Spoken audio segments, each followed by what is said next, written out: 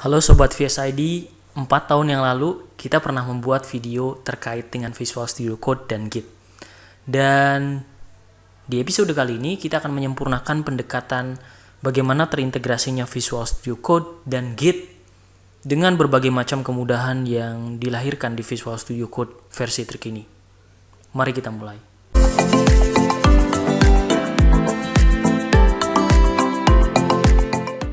Sebelum memulai, kita berasumsi rekan-rekan sudah paham apa itu Git dan perbedaannya dengan version control yang lain. Karena di sini kita akan membahas mengenai Git. Jika rekan-rekan belum memahami apa itu Git, ada sebuah guide yang cukup menarik. Ada 2 guide di sini yang rekan-rekan bisa ikuti. Pertama adalah mengenai GitHub Guide. Ini menceritakan bagaimana kita mengaplikasikan Git dalam sebuah project yang sangat ternama sekali, yaitu Hello World, ya. Seperti itu, rekan-rekan bisa mengikuti tutorialnya ada di sini dan melihat fitur-fitur inti dari Git, ya. Oke. Jadi di sini adalah sebuah tutorial dari GitHub.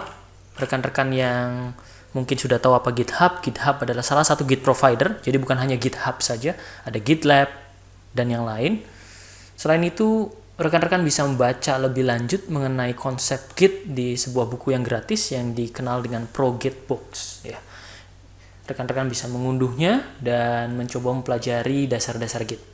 Kita berasumsi rekan-rekan sudah memahami aspek-aspek Git tersebut dan istilah-istilah jargon yang biasa keluar pada saat kita mendiskusikan mengenai Git. Semenjak lahir, Visual Studio Code sudah mendukung Git. Yang harus Anda perhatikan atau yang harus rekan-rekan perhatikan adalah memasang Git provider yang digunakan oleh rekan-rekan. Menu Git sudah terdapat di Visual Studio Code dengan menekan Ctrl+Shift+G atau mengklik source control yang ada di sebelah kiri. Rekan-rekan juga harus memiliki Git repository atau aplikasi Git repository yang terpasang di Windows rekan-rekan atau di sistem operasi yang mendukung itu. Jika integrasi Git dengan Visual Studio Code dirasa kurang, rekan-rekan bisa menambahkan extension yang berada di marketplace.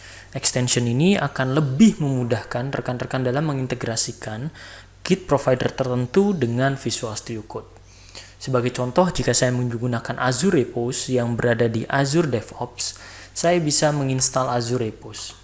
Jika saya menggunakan Subversion, atau saya bisa menggunakan GitLab, atau misalkan yang lain, kita bisa mengintegrasikannya dengan mudah. Di sesi kali ini kita tidak akan menggunakan solusi ini, kita akan menggunakan Git provider source control yang sudah terdapat di Visual Studio Code. Di sini saya menggunakan Azure DevOps dan saya sudah membuat sebuah project yang menggunakan repository berbasis Git. Kemudian saya memilih tab files yang ada di sini.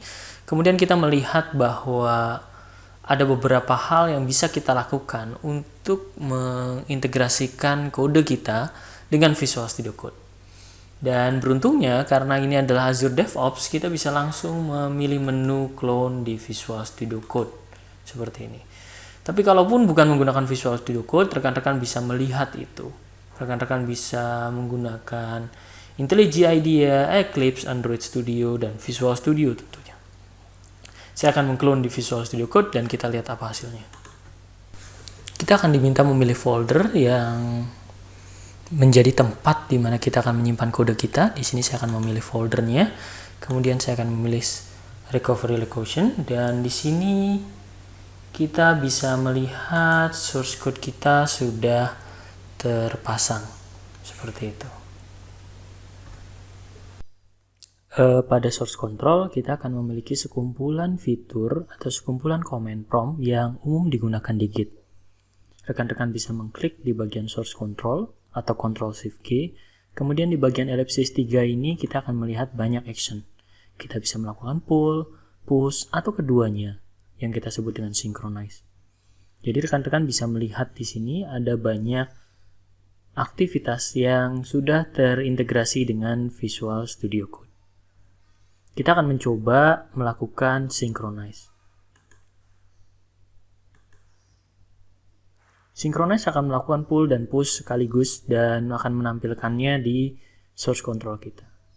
Dan hasilnya kita bisa lihat di Explorer bahwa kita saat ini memiliki 2 berkas yang sudah kita buat di Azure DevOps.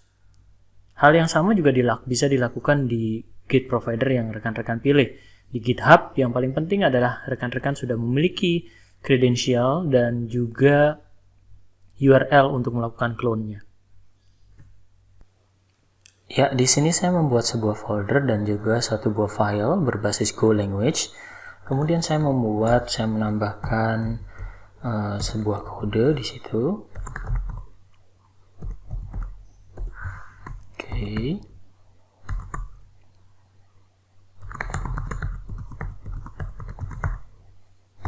Seperti ini, kemudian saya akan simpan. Dan rekan-rekan bisa melihat di bagian source control, ini ada satu pending changes atau perubahan yang belum kita commit. Ya, seperti itu. Rekan-rekan bisa melihat di sini, dan di sini kita bisa melakukan state changes, atau kita discard, atau kita open files, ya. Jika ini adalah pertama kalinya kita menggunakan Git, maka ada dua hal yang harus kita tambahkan pada Git config, yaitu username dan email. Caranya cukup mudah, kita cukup copy paste bagian ini. Kemudian kita menggunakan terminal yang ada di Visual Studio Code untuk memanggilnya. Saya akan switch ke Visual Studio Code. Saya pastekan dan saya ubah namanya. Kemudian saya tekan enter. Kemudian saya juga bisa menambahkan email. Setelah itu kita bisa melakukan state changes. Kita beri nama pesannya. Kemudian kita klik commit. Maka di sini kita berhasil mengcommit. Setelah mengcommit, kita bisa melakukan sinkronisasi, ya. Kita bisa melakukan sinkronisasi ke master code yang sudah kita miliki. Dan kita bisa melihat di sini di Azure Repos bahwa filenya sudah ditambahkan seperti yang kita lakukan di Visual Studio Code. Demikian demonstrasi kali ini untuk menggunakan Visual Studio Code dan integrasinya dengan source code control, dalam hal ini adalah Git, berbasis Azure Repos. Hal yang sama juga bisa dilakukan oleh rekan-rekan untuk mengintegrasikannya dengan repository atau CSCM provider yang lain, seperti GitHub atau GitLab. Selamat mencoba!